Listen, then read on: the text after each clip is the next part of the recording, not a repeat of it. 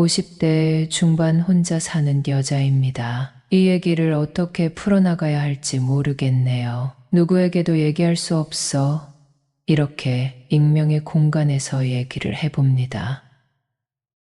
제 얘기를 들은 분들 중에서는 저를 욕하실 분들도 많겠지만 어디에라도 풀어놓고 싶어서 많이 답답했어요. 남편은 회사에서 외국으로 파견을 나가 있습니다. 아이는 둘이 있는데 하나는 결혼을 했고 하나는 아직 미혼이지만 독립해서 살고 있어요. 저와 남편은 재혼 부부입니다. 남편과 만나기 전 저는 전 남편과 이혼하고 아이 하나를 키우며 혼자 살고 있었어요. 남편도 아이 하나를 키우며 혼자 살고 있는 호랍이었습니다. 남편과 우연히 알게 되어 살림을 합치게 되었죠. 결혼한 아이는 제가 낳은 아이고 혼자 독립해서 살고 있는 아이는 남편이 전부인과 낳은 아이입니다. 둘 다 제 아들이죠. 아이 둘을 독립시키니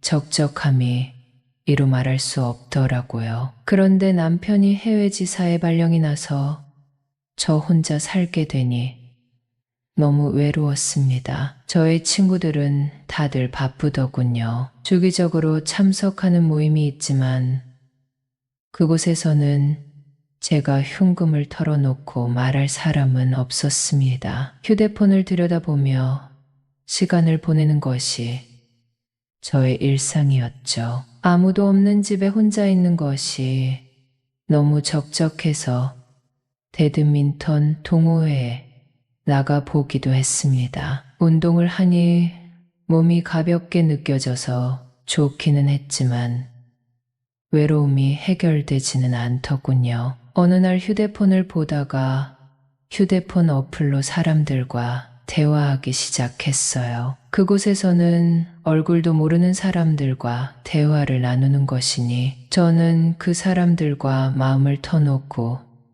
얘기를 할 수 있어서 좋더라고요. 처음에는 제 또래 남자들과 대화를 많이 했습니다. 어린 남자들은 제가 나이를 밝히면 대화를 중단하더군요. 그러던 중 제 아들과 비슷한 나이의 남자와 대화를 하게 되었습니다. 대화 상대는 남편과 재혼을 하게 되어 제 아들이 된 둘째보다 어린 남자였어요. 그 남자는 제 나이를 알고도 나가지 않고 저와 대화를 하더군요. 그 남자는 제 또래 여자들과 대화를 하는 것이 좋다는 것이었습니다. 잠시만 대화를 하겠지 했는데 대화는 생각보다 오래 이어졌어요. 대학 졸업한 지 얼마 안 돼요.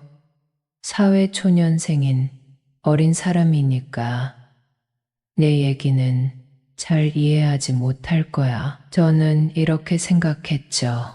그리고 그 남자의 얘기를 들어주려고 했어요. 저는 그 남자에게 무슨 얘기든 하고 싶은 얘기 다 해보라고 했는데 대화를 하다 보니 제가 그 남자에게 외로움을 하소연하고 있더라고요. 그 남자는 제 얘기를 잘 들어주었습니다. 며칠간 그 남자와 대화를 했는데 그 남자는 갑자기 저와 통화를 하고 싶다는 거예요. 그래서 제 전화번호를 알려주었고 그 남자가 저에게 전화를 했습니다. 통화를 한참 동안 하고 마침 사는 곳이 멀지 않아 만나게 되었습니다. 아들 같은 남자와 만나서 뭘 하겠어.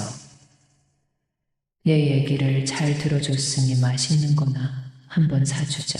이렇게 생각하고 그 남자와 약속 장소로 갔어요. 약속 장소에서 저는 놀라서 주저앉을 뻔했죠. 저와 핸드폰 어플에서 만나 지금까지 대화를 했던 남자는 저의 아들이었습니다. 남편과 남편의 전부인 사이에서 태어난 아이 말이에요. 저는 아이가 다른 약속이 있어서 그 장소에 있는 것이라고 생각했어요. 아이를 보고 너무 놀랐지만 저는 자연스럽게 행동하기 위해 이곳에 무슨 일로 왔냐고 아이에게 물었습니다. 아이는 빙긋 웃으면서 약속이 있어서 왔다고 하더군요. 저는 아이에게 볼일 잘 보고 가라고, 나도 약속이 있다고 말하고 그곳에서 나오려고 했는데 아이가 저에게 잠시 앉으라고 하더군요. 저는 아이에게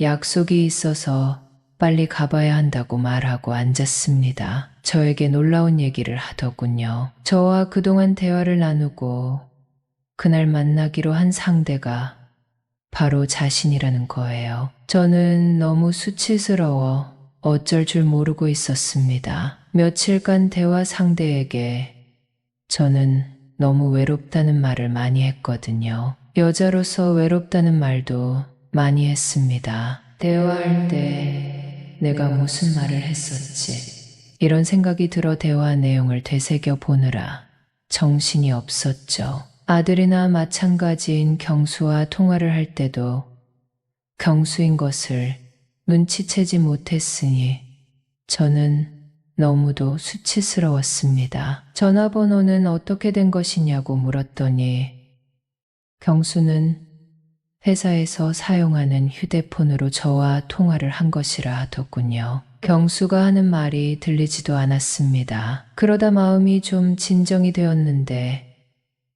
경수는 저에게 많이 외로웠냐고 묻더군요. 경수는 자기 형이 결혼해서 나가 살게 되고 나서 자기도 독립해서 사는 것이 마음에 많이 걸렸다고 합니다. 아빠가 엄마 옆에 있으니 안심을 하고 독립을 했지만 아빠도 해외로 나가게 되어 저를 많이 걱정했다 하더라고요. 어플에서 저와 한참 대화를 하다가 경수는 저와 상황이 너무 비슷해서 혹시 하는 생각도 들었다고 해요. 아니겠지. 이렇게 생각하다가 저와 통화를 하게 되면서 대화 상대였던 사람이 저라는 것을 알게 되었다고 합니다. 경수는 저에게 미안하다고 했어요. 엄마를 외롭게 만든 것은 자기에게도 죄가 있다고 하며 제 마음을 편하게 해주었습니다. 경수는 자기를 아들이라고 생각하지 말고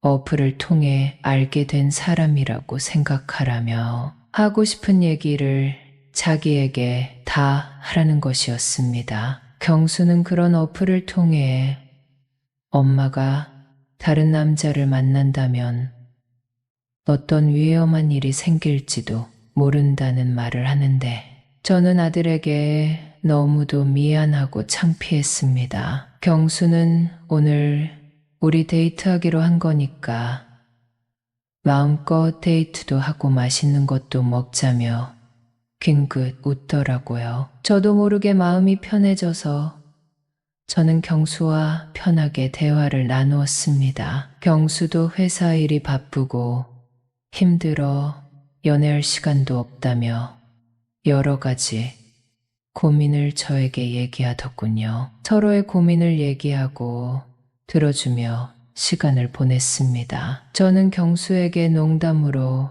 젊은 남자가 그런 어플을 통해 나 같은 나이 많은 아줌마를 왜 만났을까 하고 말했어요. 경수는 얼굴을 붉히며 웃기만 할 뿐 대답을 못하더군요. 저는 경수에게 한참 젊은 나이에 여자를 만나는 이유는 뻔한 거라고 말했죠. 근데 엄마랑 나이가 같은 여자인데 만나보고 싶은 생각이 들었냐고 물었더니 경수는 또 얼굴만 붉힐 뿐이었습니다. 경수의 반응이 재밌어서 저는 계속 장난을 쳤어요. 경수는 그래, 나 여자 나이 안 가린다. 나한테 그렇게 창피를 주고 싶어? 이러더군요. 아, 우리 경수는 나이 많은 여자도 상관없구나. 이런 식으로 저와 경수는 농담도 많이 하고 정말 마음을 터놓고 대화를 했습니다. 그날 경수와 데이트를 하다가 함께 저희 집으로 왔어요. 경수는 몇 달 만에 집에 오는 건지 모르겠다면서 저에게 자주 찾아오지 못해서 미안하다고 했습니다. 경수와 밤 늦게까지 맥주를 마시며 대화를 나눴어요. 경수는 다음날 회사에서 퇴근하는 길에 저희 집으로 오겠다고 하더군요. 경수를 위해 저는 맛있는 음식을 준비했습니다. 그리고 경수와 그날도 많은 대화를 나누었죠. 제 마음속 외로움은 사라진 것 같았습니다. 경수는 제가 무슨 말을 해도 모두 들어주고 이해해 주었거든요. 주말이 되어 저는 경수와 나들이를 가게 되었어요. 그날은 날씨도 좋고 기분도 참 좋았습니다. 바닷가에 있는 식당에서 식사도 했고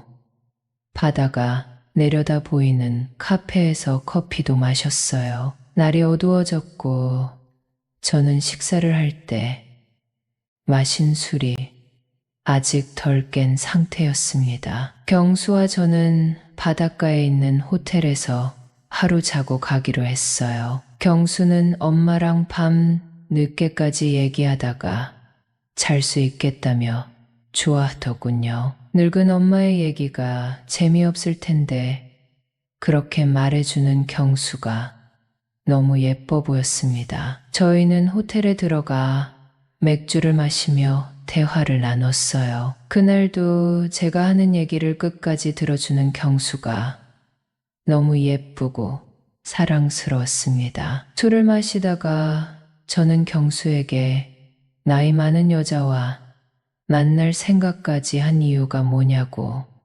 조심스럽게 물어봤어요. 나이가 한참 많은 여자도 여자로 생각이 드냐고 물었더니 경수는 마음을 털어놓더라고요. 경수는 나이 많은 여자가 좋다는 거예요. 저는 너무 놀랐죠. 저는 여자친구가 없어서 괜히 그런 생각이 드는 걸 거라고 경수에게 말했습니다. 경수는 저에게 한참 어린 남자와 만날 생각까지 한 이유를 묻더군요. 저는 요즘 너무 외로웠는데 대화가 잘 통해서 만나보고 싶었다고 솔직하게 말했죠. 경수는 그럼 그 대화 상대가 자기가 아니었으면 어린 남자와 사귈 생각도 있었던 거냐고 묻는데 저는 너무 당황스러웠습니다. 경수는 엄마도 사람인데